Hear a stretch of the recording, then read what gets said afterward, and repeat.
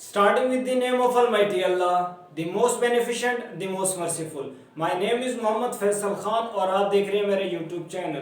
तो अगर आप इस चैनल पर नए हैं तो चैनल को लाइक करें, शेयर करें और सब्सक्राइब करें। सो आज हम डिस्कस करने जा रहे हैं that is about exercise 2.1 question number 3। So question number 3 की स्टेटमेंट है हमारे पास, identify which of the following statement are true and which are false. हमने बताना है कि इन स्टेटमेंट में से कौन सा स्टेटमेंट ट्रू है और कौन सा फॉल्स है। सो पार्ट 1 है हमारे पास that 2/3 is an irrational number. So part 1 discuss करने से पहले हम रैशनल नंबर और इरेशनल नंबर को गो थ्रू कर लेते हैं। सो रैशनल नंबर हमारे पास वो नंबर्स होते हैं जिनको हम p ओवर q की फॉर्म में लिख सकते हैं, जहां पर p और q हमारे पास इंटीजर्स होते हैं और q की वैल्यू 0 नहीं होती। ऐसे नंबर्स को हम कहते हैं रैशनल नंबर्स। सो एग्जांपल है हमारे पास 1.35, इसको हम p ओवर q की फॉर्म में लिख सकते हैं। कैसे? सो ये बन जाएगा हमारे पास 135 डिवाइडेड बाय 100। हमने पॉइंट हटा दिया और डिनोमिनेटर में पॉइंट की जगह पे 1 आ जाएगा और आगे 2 डिजिट है इसलिए 2 0 आ जाएंगे। सो ये बन गया हमारे पास p और q की फॉर्म में और ये रैशनल नंबर है। अगर हम दूसरा एग्जांपल देखें that is 0.666 up to so on, मतलब डेसिमल पार्ट में डिजिट रिपीट हो रहे हैं और ये डिजिट्स इनफिनाइट है, हम इनको गिन नहीं सकते। सो इसलिए हम इसको भी p ओवर q की फॉर्म में लिख सकते हैं और ये भी हमारे पास रैशनल नंबर है।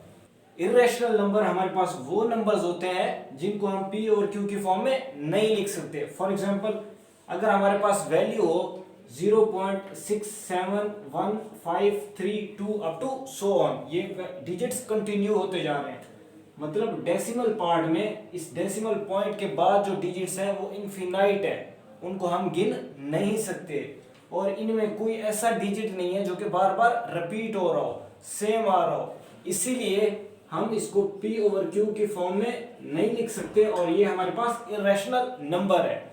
सो पार्ट 1 है हमारे पास that 2/3 is an irrational number. जब आप कैलकुलेटर पर 2 डिवाइडेड बाय 3 करेंगे तो आपका आंसर आ जाएगा 0.666 up to so on.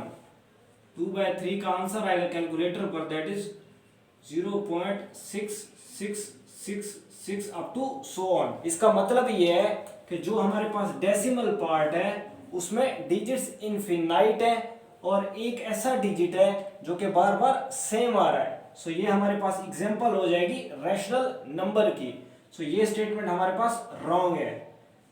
So 2/3 is not an irrational number.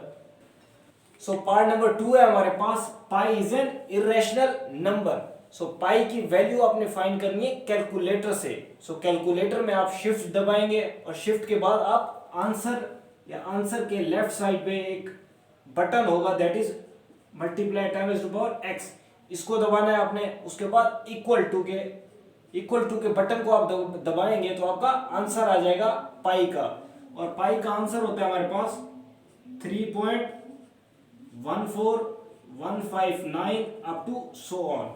Calculator में कोई ऐसा डिजिट होगा जहां पर ये आंसर खत्म हो रहा होगा, असल में ये आंसर खत्म नहीं होता। मतलब ये है कि डेसिमल पार्ट में ये डिजिट्स कंटिन्यू होते जाते हैं, मतलब ये डिजिट्स इनफिनाइट होते हैं और इस डेसिमल पार्ट में कोई ऐसा डिजिट नहीं है जो कि बार बार सेम आ रहा हो। सो इसीलिए हम इसको p ओवर q की शक्ल में नहीं लिख सकते, इसको हम p ओवर q की शक्ल में नहीं लिख सकते और ये हमारे पास इरेशनल नंबर है और इसका मतलब ये है कि ये स्टेटमेंट हमारे पास ट्रू है। सो पार्ट नंबर 3 है हमारे पास, 1/9 is a terminating fraction. Terminating fraction हमारे पास वो फ्रैक्शन होता है या वो वैल्यू होती है जो कि टर्मिनेट हो जाए, मतलब खत्म हो जाए। सो एग्जांपल के तौर पे हम देख लेते हैं 0.223, ये हमारे पास टर्मिनेटिंग फ्रैक्शन है। क्यों? क्योंकि डेसिमल पॉइंट के बाद जो डेसिमल पार्ट है हमारे पास उसमें डिजिट टर्मिनेट हो रहे हैं, खत्म हो रहे हैं और हम इनको गिन सकते हैं। यहाँ पर कितने डिजिट्स हैं हमारे पास? 3, हमने इनको गिना है। सो ये इसलिए हमारे पास टर्मिनेटिंग फ्रैक्शन है। दूसरी एग्जांपल देखें 0.1594, ये अगेन हमारे पास टर्मिनेटिंग फ्रैक्शन है। क्योंकि डेसिमल पार्ट में डिजिट्स फाइनाइट है, खत्म हो रहे हैं और हम इनको गिन सकते हैं। इसमें 4 डिजिट है हमारे पास। सो ये हमारे पास दूसरी एग्जांपल है of terminating fraction. So part number 3 है हमारे पास that 1/9 is a terminating fraction. So 1/9 जब 1 को आप डिवाइड करेंगे 9 से कैलकुलेटर पर तो आपका आंसर आ जाएगा 0.1111 up to so on. Calculator में 1 आखिरी डिजिट हमारे पास 1 होगा। ओरिजिनली डेसिमल पार्ट में ये डिजिट्स खत्म नहीं होते, ये 1 1 चलता जाता है। सो इसीलिए ये हमारे पास नॉन टर्मिनेटिंग है, मींस रिकरिंग और नॉन टर्मिनेटिंग फ्रैक्शन। इसका मतलब ये है कि ये स्टेटमेंट हमारे पास फॉल्स है, फॉल्स। सो पार्ट नंबर 4 है हमारे पास 3/4 इज अ टर्मिनेटिंग फ्रैक्शन। 3/4 का आंसर आता है हमारे पास 0.75। मतलब डेसिमल पार्ट में हमारे पास डिजिट्स टर्मिनेट हो रही है, मतलब खत्म हो रही है। यहां पर डेसिमल पार्ट में हमारे पास 2 डिजिट्स हैं और हम इनको गिन सकते हैं, इसीलिए 3/4 इज अ टर्मिनेटिंग फ्रैक्शन वाली स्टेटमेंट हमारे पास ट्रू स्टेटमेंट है, ट्रू।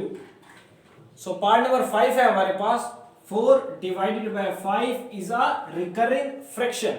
सबसे पहले हम डिस्कस करेंगे about recurring fraction. Recurring fraction हमारे पास वो फ्रैक्शन होती है या वो वैल्यू होती है जिसमें डेसिमल पार्ट में डिजिट्स इनफिनाइट हो और डिजिट्स बार बार रिपीट हो रहे हो। मतलब डेसिमल पार्ट में डिजिट्स बहुत ज्यादा हो कि जिनको हम गिन ना सकते हो और डिजिट्स रिपीट हो रहे हो, बार बार सेम आ रहे हो, उन फ्रैक्शन को हम कहते हैं रिकरिंग या non terminating fraction. So part number 5 है 4/5 is a recurring fraction.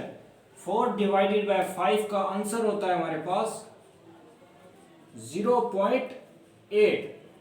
So decimal part में हमारे पास एक डिजिट है दैट इज 8 और ये डिजिट्स फाइनाइट हो रही हैं, खत्म हो रही हैं और ये डिजिट्स बार बार रिपीट नहीं हो रहे, इसीलिए ये स्टेटमेंट हमारे पास रॉन्ग है that 4/5 is a recurring fraction, false.